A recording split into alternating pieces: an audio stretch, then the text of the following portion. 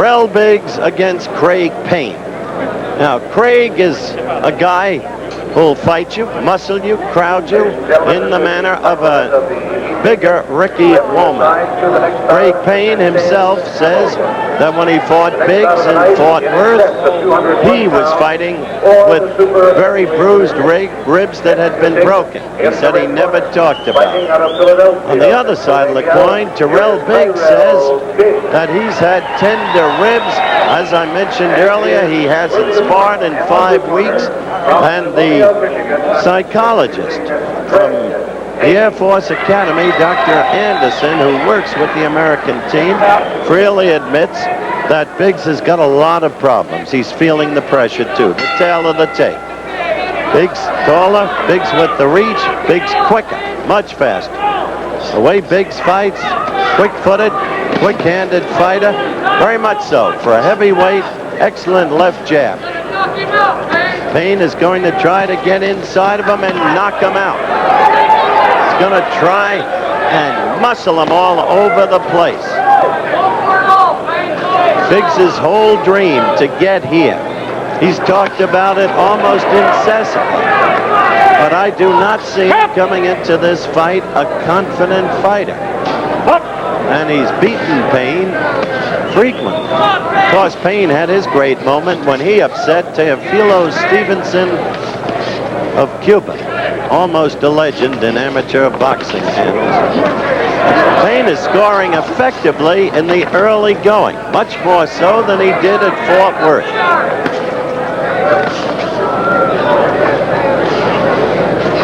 We have had an amazing number of upsets today.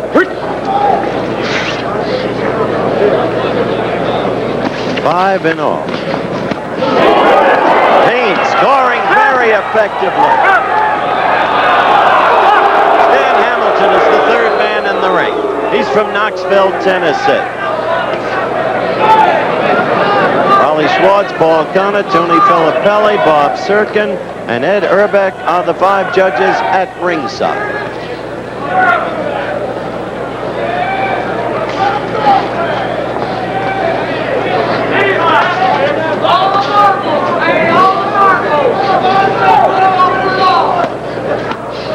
Payne is getting that left in, as he never has before against Biggs. He's a punishing puncher. A bull of a man.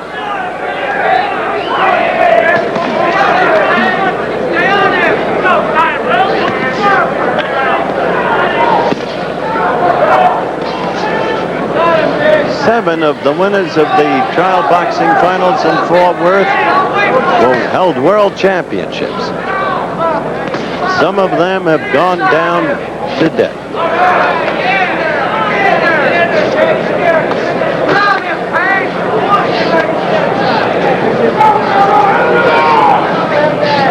Coming to the late seconds of round 1, which time we'll be breaking for commercial message. Very good round for Craig Payne.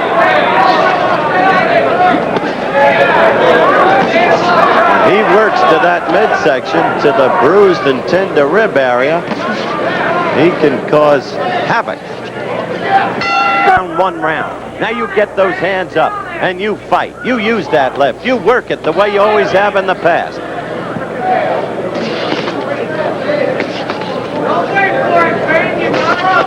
But look at that left scored by Payne. And he's got Biggs retreating now. And Biggs looks no part of the fighter he has been. Told you he was having all kinds of problems. Seemed to me he was falling prey to the pressure of coming to the last mile.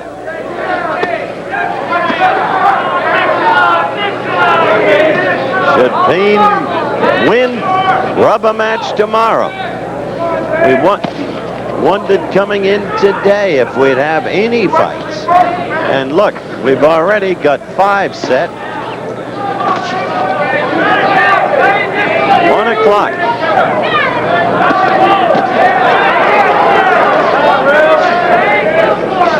Out here.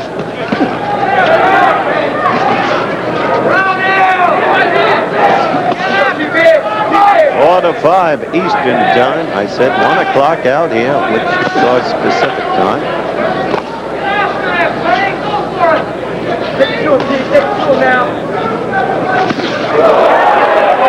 Saw Payne with the left again. You heard the ooze of the crowd, and they see what Craig Payne is doing to Tyrell Biggs. Payne is fighting his fight. Biggs, not his.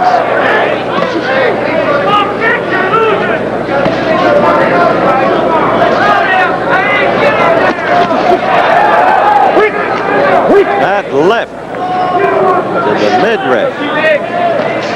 Biggs really hurt him.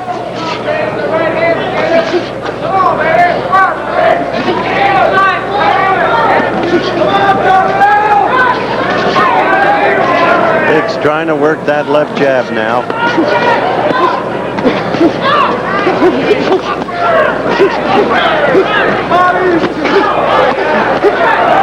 He told me today, I'm the lightest I've ever been.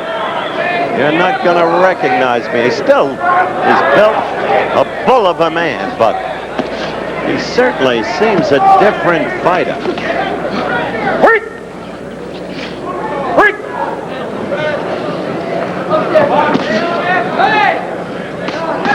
We are coming to the end of round 2, and I wonder what Manny Stewart will tell Biggs now.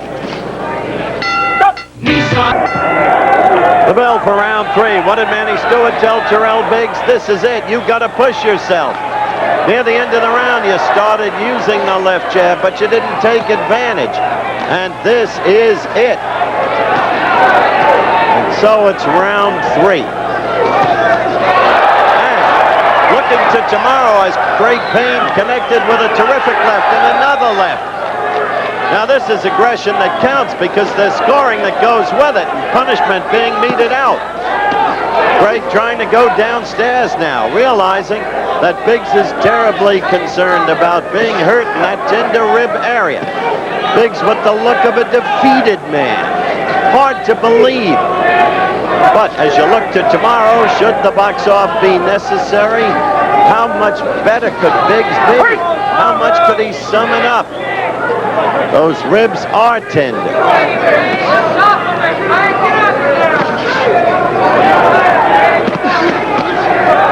If anything, he should be, or figures to be worse. Look at Payne with the right lead, followed by the left.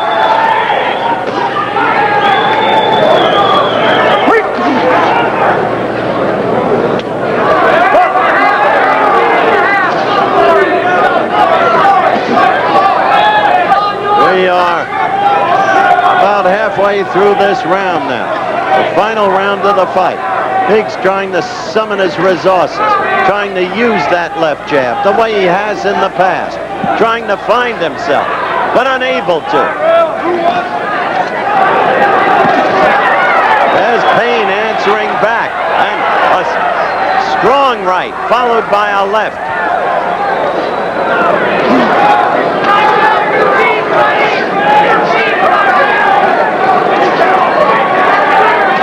Payne is a man who had lost 4 straight to Biggs in the past. Payne is wearing down now.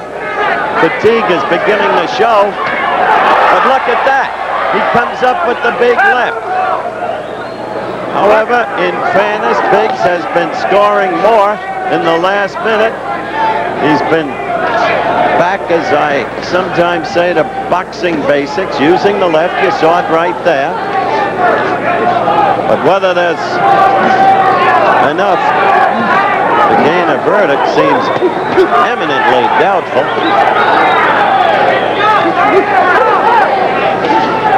There was another one. Biggs trying desperately. And Payne fatigued.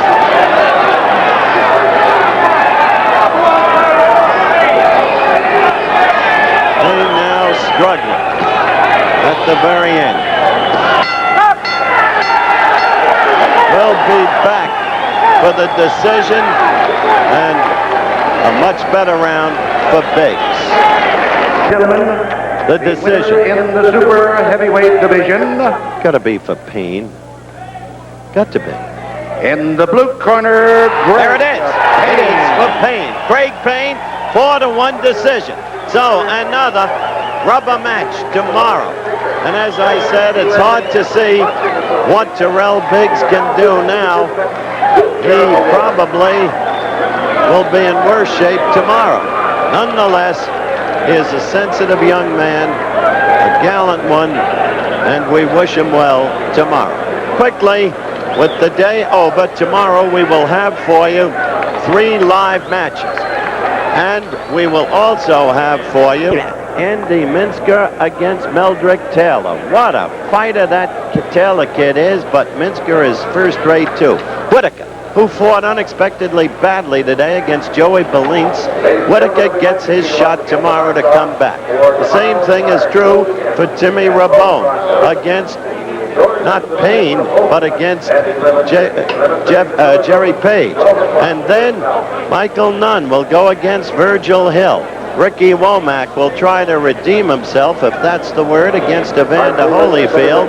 And Tyrell Biggs will have to once again go against Craig Payne.